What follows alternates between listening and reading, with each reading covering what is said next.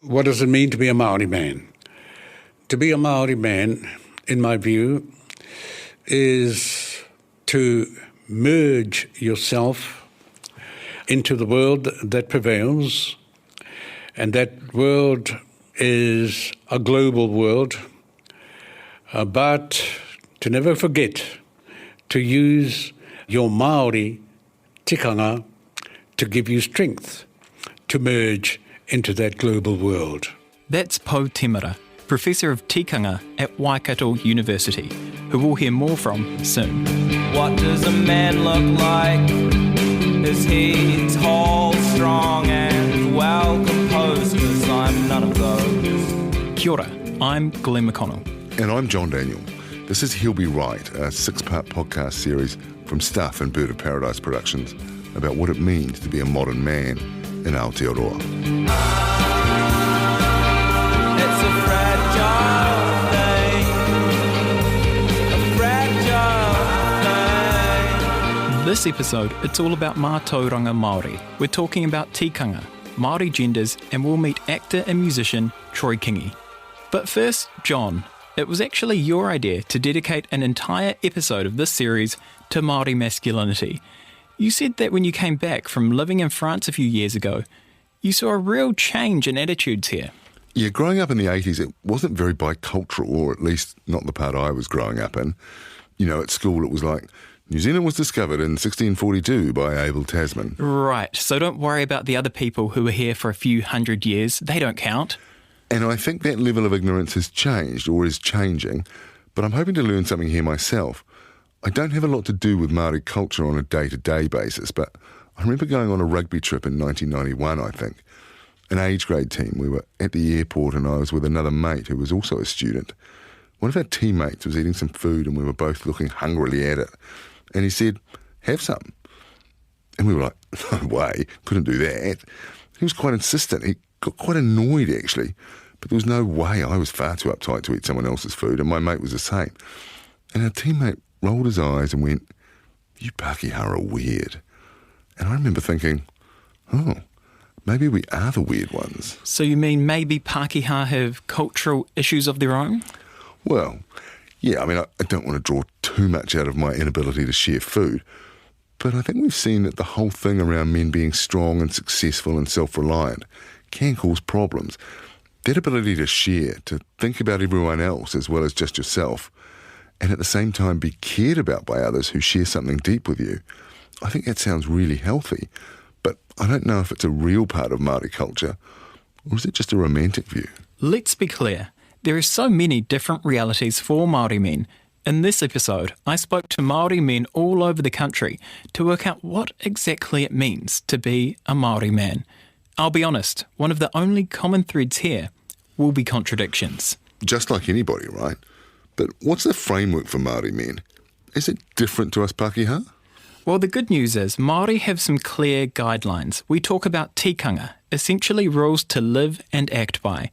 So I travelled down to Kirikiriroa, Hamilton, to meet Pou Temara from Tūhoe, the Professor of Tikanga you heard at the start of this episode.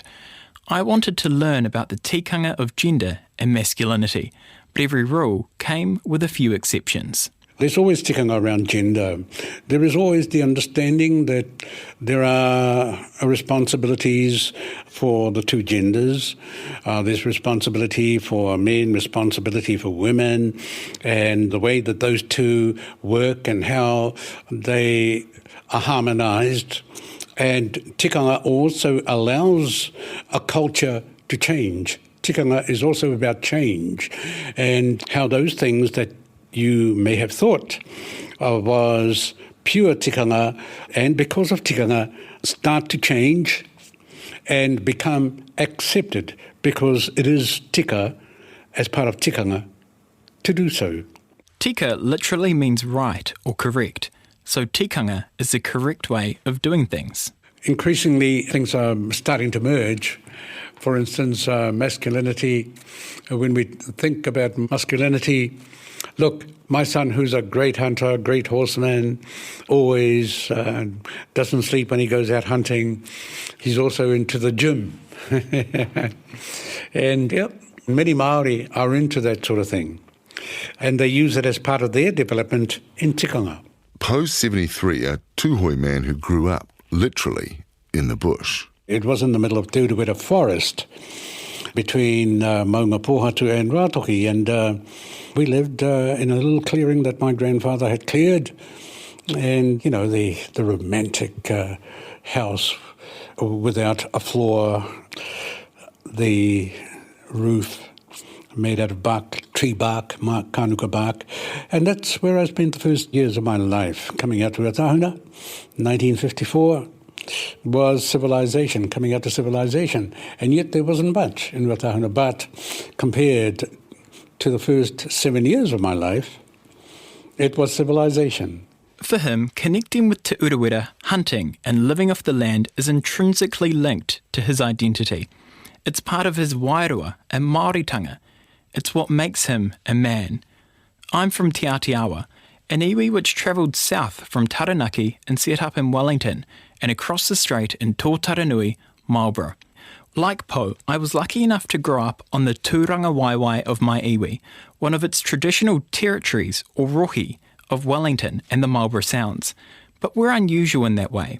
Most Māori now live outside of their rohi, away from their marae, and growing up in a mostly Pākehā city like Wellington is a lot different to the towns where Māori culture and tikanga is the norm. So what kind of difference does that make to Māori men? If they can't get to their own marae, are they missing out on an important part of their lives?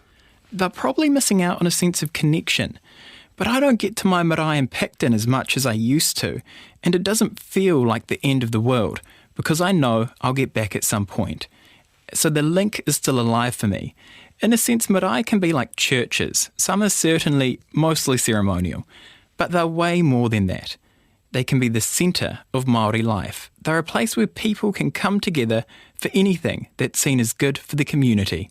There's gardening. My cousins have been at our marae for the school holidays. There's big political hui, and then moments like tangi or weddings. Marae bring a sense of pride, and that's why there's such a focus on men and women being able to fulfil their roles. Everyone has a part to play, so as not to let the marae down. You see, I did say that it's not about whakapapa anymore. It's not about genealogy anymore.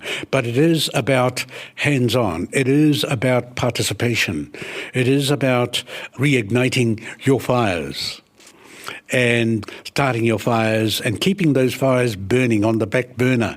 When I'm here and in the places that I've lived, I always make sure that I go back to Ratahuna. And they see me coming and they say, oh, here's that know-all from Victoria University. But I make my contribution. What am I doing there? I'm ensuring that when I die, that people have a reason to be at my tangi and not to moan about someone not knowing their marae until they are dead. And that is often the comments made by people who have kept the maraes burning. Now that you are dead, you find your way back to your marae. You know you have a marae at last.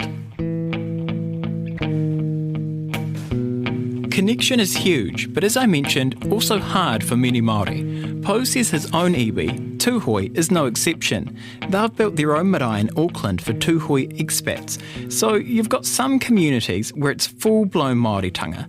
Te ao Māori is the norm, and then there's a spectrum going right to Māori who find themselves in communities and positions where they have to live entirely by Pākehā tikanga. And then there's the gangs as well, which seem to co-opt Māoritanga for their own fairly toxic view of Māori masculinity. There are a lot of different Māori realities. Pou says that's not surprising. You will gravitate to something that is meaningful for you. And yeah, gangs are part of that, but there are more Māoris out of gangs than are in gangs, if we do the research. So every Māori in Auckland is not in a gang. Of course, yeah. But what is happening to the majority of those Māori who are not in gangs? They are living and they are forming their relationships outside of their tribal areas. And it is of necessity that they've done that. You know, Glenn, for many Māori who go back to their marae, to where their parents are from, to where their grandparents are from, for them it is not a good experience. Why is that? There are so many expectations. I can't speak for everyone, but as a kid I did spend quite a bit of time at the marae. It's a place I normally feel comfortable. Still, I often feel a bit out of place. I hate getting up in front of groups of people. I'm not a fan of doing haka in front of 100 people. I don't like public speaking.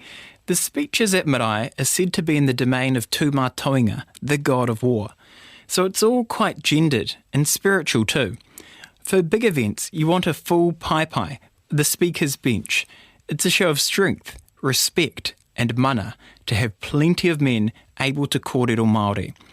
These are men who are great performers, fluent speakers, able to draw on knowledge about whakapapa, contemporary issues, maybe even make people laugh. They're funny, smart, intelligent, but also fearless. I guess those are traditional markers of masculinity in Māori spaces like marae, hui and weddings. But if you're not filling those roles, then is that an issue? By not speaking te reo to a level where you can whai kōrero, do you feel less of a man?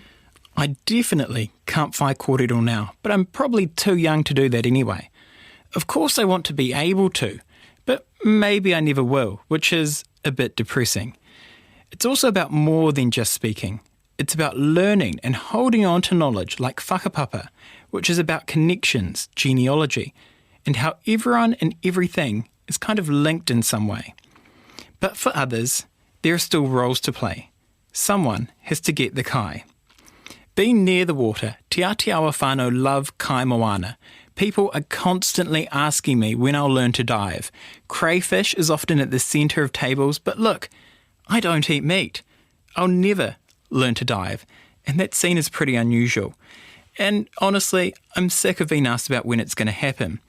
But according to Pou, whose sons all learnt to hunt, being able to perform these tasks is a real marker of masculinity. I was brought up mostly by women, by my grandmother and auntie, but whenever my grandfather was around and my uncles were around, I thoroughly enjoyed and looked forward to when they were around because they did things that I wanted to do, that I understood, that came naturally to me. In other words, they were hard men. Hard. Horse riders, cow wranglers. We're not talking about just ordinary cows. We're talking about cows that had become wild. And these guys would hunt them down and have fun, either taking them down or shooting them. So when I think about them and think about the uncles who they all emulated their parents, in my case, my grandfather. And they all loved horses, they all loved sharpening knives, they loved guns, they loved making sure that horses were well kept, and they loved being around dogs. Do you think that's part of Māori men and being able to stick it out in the country? It depends where you're from. And we're from Ruatahuna, and there is an expectation that we would be hunters, an expectation that we would know the bush. I wrote a story recently and I was talking to rangatahi Māori who are growing up in cities now, completely separate from, marae and family back, generations potentially from their kind of tūranga waiwai.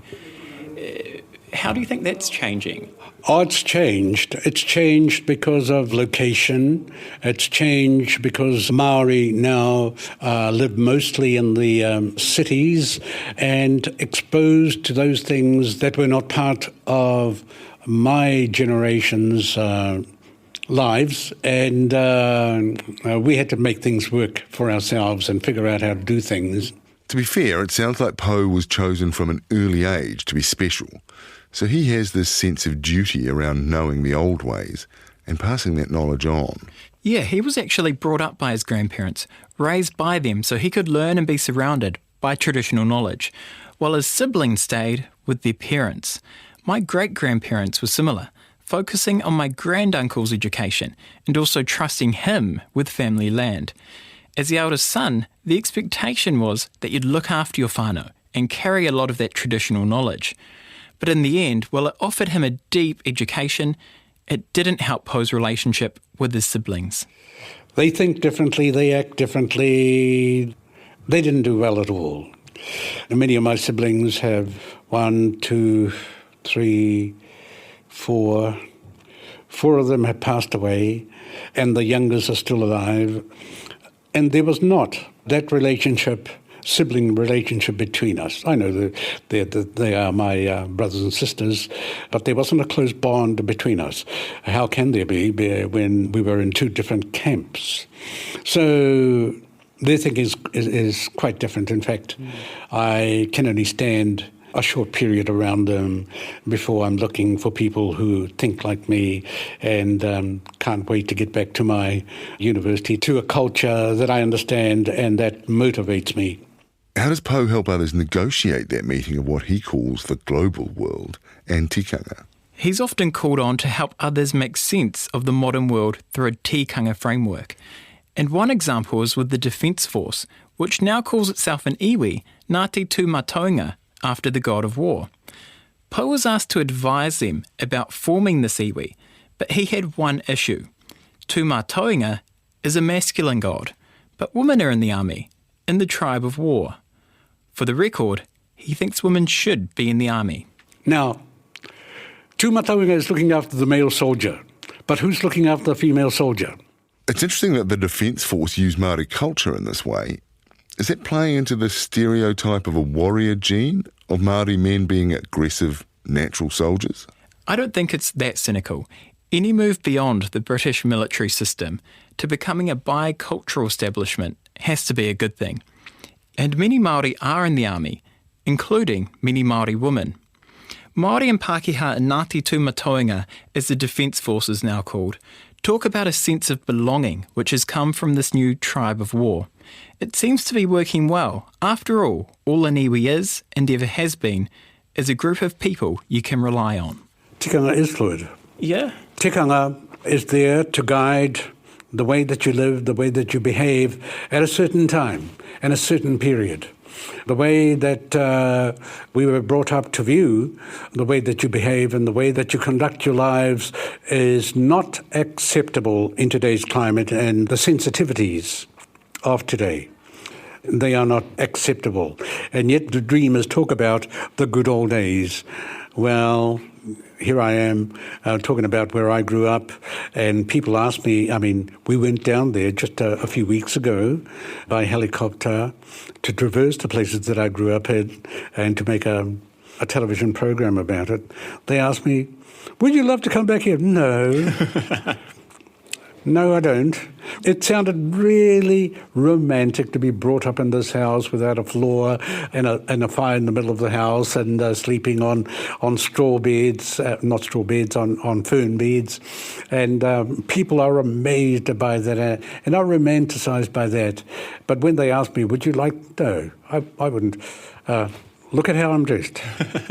So when we meet, Pou looks like he might be about to head off to a wedding. He's in a crisp black suit, complete with a bow tie. He's a hunter who talks about the importance of men keeping up their hardy provider role, while at the same time relishing the role he has as a suited professor. Those are both quite traditional roles, though, and there is a sense of tension between some of those traditions and modern gender politics, right? Yeah, one of Pou's tūhui cousins, Peter Taimana, has been questioning the ceremonial roles of men and women.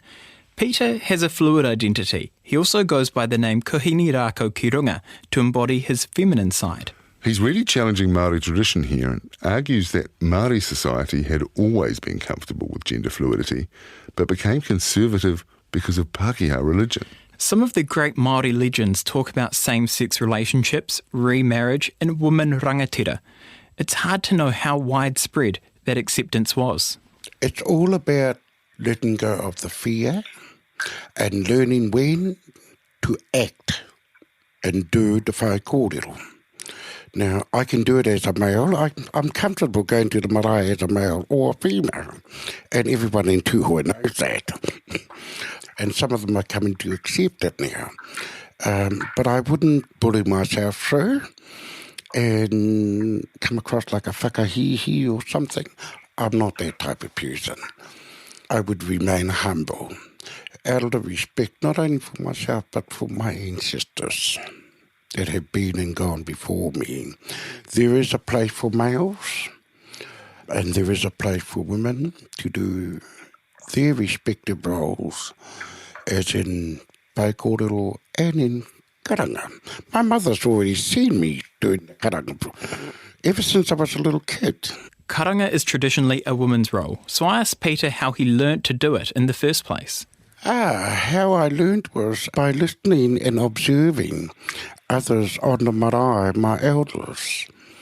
And I had this thing about women's role. I appreciated what they did. And then I thought, oh, the men. I used to look at our men and say, oh, gosh, that's not me. And I thought, that's all heavy stuff. And I enjoyed doing the karanga and watching them doing it because of the emotions that were coming out. But not only that, it was beyond those emotions. You could hear a sacred voice.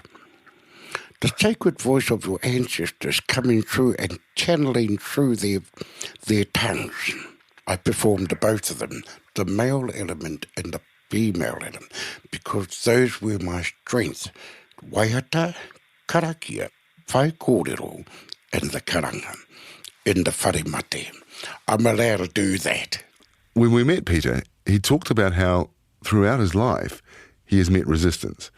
He's received his share of hate for challenging the status quo, but he has fought to keep expressing himself the way he chooses. For him, it's not just about who has a right to speak or stand at certain times. He says everyone has a masculine and feminine side, and we need to learn to express that. I must be the only one that know about this, because not many people think about these things that you're asking, where we express those type of emotions or those types of feelings to bring out our masculine and feminine side. Now, I know heaps of tomboys out there, heaps of women out there doing the haka, and their male side comes out while they're doing the haka. So do the men. So just because you got a penis, it doesn't mean to say you can't express your feminine side. Or just because you're a woman, they don't express the male. It's there. It's real.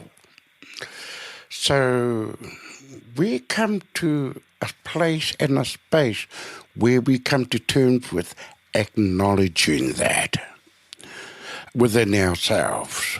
We don't expect anyone else to acknowledge it, so long as the individual themselves accept that and recognise that and acknowledge that.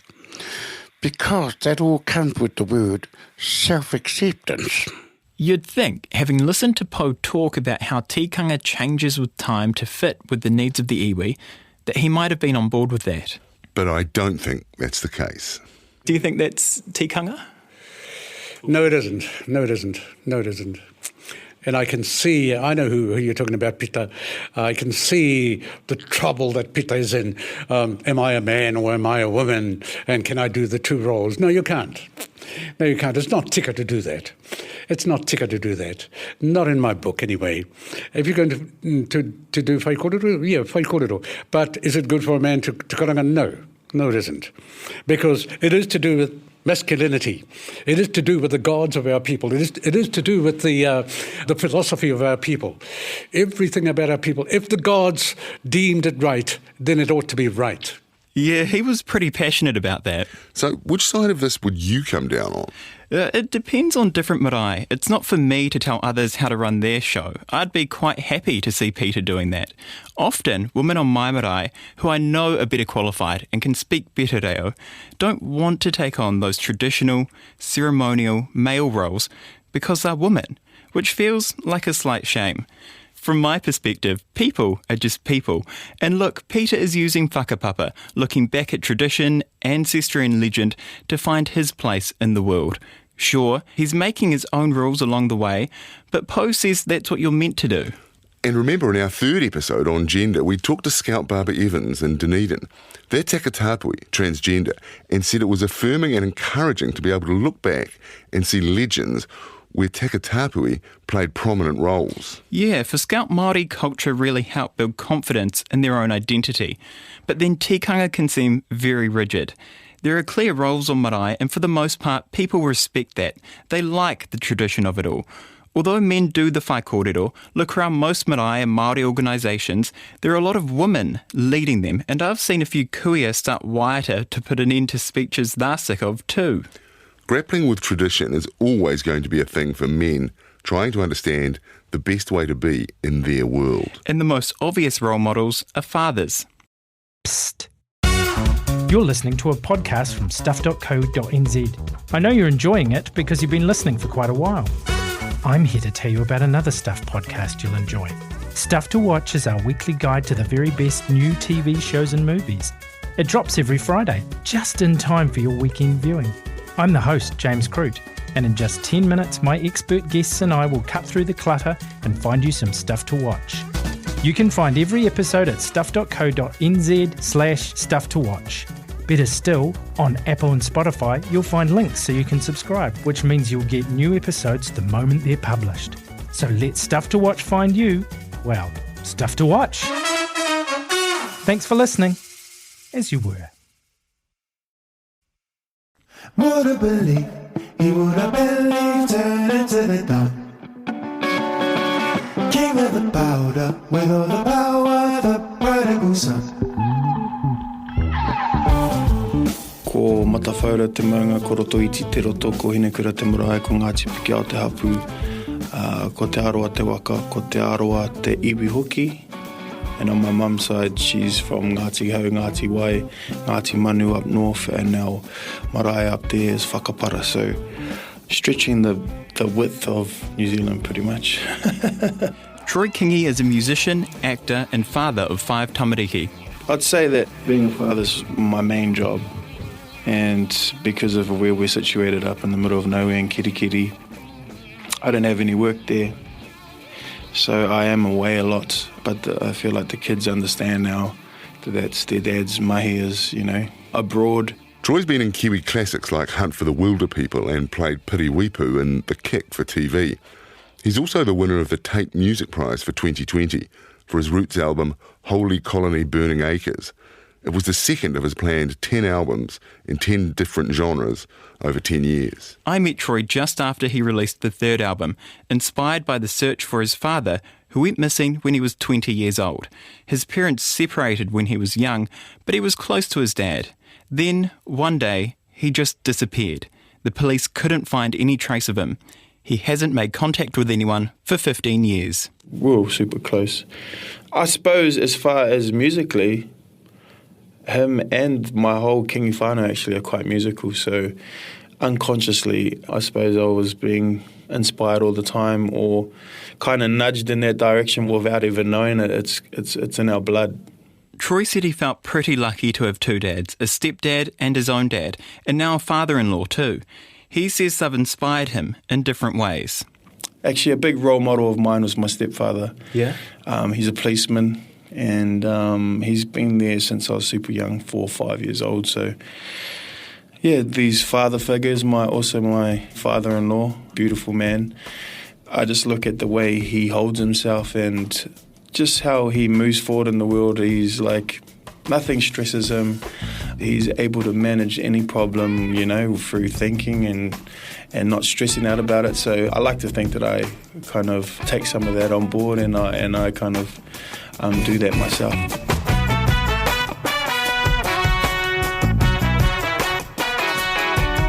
Troy has always been musical. He was writing music in high school and first involved in kapa haka at the very traditional all-boys Māori boarding school, Te Aute College in Hawke's Bay. His tastes changed a bit when he went to a state school in Kirikiri when he was in his mid-teens. I remember walking in, I didn't know until my old bass player told me he remembers me walking in for the first day. I had my hair in a top knot with a hairdo in it, a Māori comb with a kete backpack in my uniform and bare feet walking into school. And he's like, oh my God, it's a real Māori. But sure enough, by the end of that year, I had assimilated. I joined a rock band, cut my hair, punky style. I felt like I had completely changed. Māori are very much part of the global world. I mean, Troy got into rock and just released a funk album. He makes reggae too. Like so many other younger Māori, he draws on a broad range of global cultural influences. It's not just about ethnicity, although that's important too. I did feel like I was one of the odd ones when I did turn up, like kind of out of place. And one of the big things, I suppose, was at Te Aotearoa, there was this big thing on like hierarchy. When you first come to school, you got to respect the elders, which were the seniors and stuff like that. So you wouldn't even talk to them really. There was like a little bit of fear. So you had like, yes, no. There was no, yeah, nah, whatever. So going from that to this other school where there was like young kids, like 13, 14-year-olds, like swearing at the older kids. I'm like, oh my God, would never do that. So it was a big culture shock, but I feel like I gained a lot from both worlds. Troy says he didn't mind moving to Kirikiri High School at the time. He was able to chill out a bit. In his Māori world, the expectations were high. He was aiming for excellence, and that's what was expected. But in the mainstream, well, he was a bit freer. If anything, I felt like there was no pressure. Because there was lacking in tradition, I suppose, there was no pressure to uphold anything. You could just be a teenager. You know, you could just experience stuff. At school, all we had was a basketball court at Te Aotearoa College. And now you had the whole world. You could go out to town and, you know, hang out with your mates and go get something to eat and stuff. So, yeah, I feel like there was less expectation and less stress because there was nothing to uphold, really. So upholding the mana that comes with tradition brings about expectations and responsibilities. How do those expectations sit with you, Glenn? Although Troy and I had far less traditional upbringings than Pou, we talk about similar feelings of responsibility to learn to uphold tikanga and whakapapa. But is that like a weight? Is it being forced on you, or is it something you want to do? There's never been anyone telling me I must learn, but I want this culture to thrive, and it involves work. Learning te reo isn't easy when most people speak English, but it's a gateway to my own whakapapa and culture. It's not just about knowing who your great-grandparents are, learning how everyone's connected, and how your iwi came to be. Marae are a symbol of that, where people come together and also their carvings tell stories about our ancestors. But what would the future be without people doing the mahi and, as they say, keeping the fires burning on our marae? I'm actually really worried about that, not just for me, but for everybody. Like, I don't know when it was back in the 70s or 80s when, you know, people from the rural, where the marae are, ended up moving to town to have work and stuff, and there was like no one left to look after the marae. And as the years have gone and generations have gone, it's just gotten worse. Looking at my own marae, there's not that many people to stand, you know, like when our kaumatuas pass away, who's the next line that's going to be there to speak on our behalf? Is it important to you for your own kids to be kind of connected to their hapu, iwi, for sure, marae? For sure. Not just Māori, but I feel like everyone needs to know where they come from in order to know where they're going. And knowing your marae, knowing where you're from, your maunga, your iwi, your hapu, all of that things only makes it easier for Māori, you know? Being a Pākehā, what can you connect to? It's a good question. I can't speak for everyone, but I guess the obvious answer is family, although that can be complicated for any number of reasons. My parents divorced when I was about 2, and I didn't see much of my father growing up, but he's always been into genealogy, family history. I guess that's the Pākehā version of whakapapa, but it's less satisfying in the sense that unless your family has been living in the same place for a very long time, you don't have the roots in the landscape. My family have been here for 5 or 6 generations, but lived all over the show, more Wellington than anywhere else, I guess. But for me at least, there's no strong sense of this here is our place. As a boy, genealogy felt like dead people in obscure parts of Wales and England who had no real relationship to me. But as I get older, kids of my own, and maybe closer to becoming an ancestor myself, I'm starting to see the interest, I guess. But still, it doesn't feel as rich as the Māori version. You were saying to me that your maunga, your mountain, is Taranaki. If you're on a flight from Auckland to Wellington, you see it out the window quite a lot. And when I see it, I think something like, that's beautiful. And maybe, if I'm feeling patriotic, what a beautiful country. but I guess you feel something different. Is it weird that I always try to sit on the side of the plane that will see it? All the iwi of Taranaki talk about the maunga in their pepeha, even those of us from Wellington. Flying past, it's exciting seeing that mountain we talk about so often, but also thinking about how much Mount Taranaki has seen. It reminds me of the history of our people, like the Parihaka movement. My iwi fought wars to be able to stay under that mountain when the Crown wanted more Pākehā farms. It's seen some stuff, and in our legends, it's even a mystical being with its own story. After all, Taranaki is a volcano capable of doing some major damage. With his own family, Troy talks about trying to be a different sort of dad than how his father or grandfather's generation would have been. Well, I don't know. I'm not super old, but I've definitely seen... I remember back in the days where, I don't know, you just never went to men for problems. You always went to mums or your aunties or stuff like that. And I never really think about it, but, you know, your kids, my kids come to me, and, like, when we're doing interviews like this, I think, well, actually, yeah, it is different because they are coming to me, and people do go to their dads now, and I don't know what the mind shift is, or if it's just because of social media and there's more talk about it. It's a good thing. Did you used to go to your dads as a kid if you had issues? Yeah, I don't know. Maybe I didn't. I don't know if I used to go to anyone if I had issues, to be honest. And maybe that's that old masculine thing. I don't know. Even when you're a kid, you're made to think, don't cry, or you're not tough. But I think it's tough to be able to show your emotion and share that stuff. And especially being a father, you want to be able to be approachable and open so that your kids want to talk to you when they have problems and stuff like that. So I think my view on masculinity is, yeah, being open, and that's way more staunch than being staunch. So that generational shift in the expectations around masculinity that we've seen elsewhere, that seems to be playing out in Māoridom as well.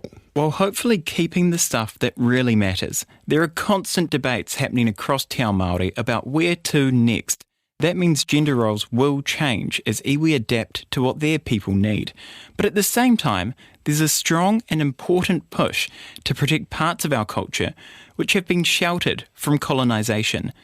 Next time, we're going to be talking about Samoan tattooing and rites of passage and how they change over time. We're also going to talk to Glenn's mum, Helen, and find out how she brought him up and how she teaches young children now. It's a fragile thing, a fragile thing. He'll Be Right is a Stuff and Bird of Paradise production. It was written and produced by me, Glenn McConnell, and John Daniell. Noel McCarthy was the associate producer. The music's from Anthony Tonin, and this episode features music from Troy Kingi. Editing and sound design by Andre Upston. Carol Hirschfeld is the commissioning editor for Stuff, and the executive producer was Patrick Crutzen. This series was made possible by funding from New Zealand On Air. For more from this series, go to stuff.co.nz/He'll Be Right. That's HELL Be Right. There you can listen to all the episodes and find links for subscribing on your favourite podcast app, plus a series of essays. Also, Snapchat guy Tom Sainsbury has made a brilliant series of short videos about modern masculinity. They're all on the website too.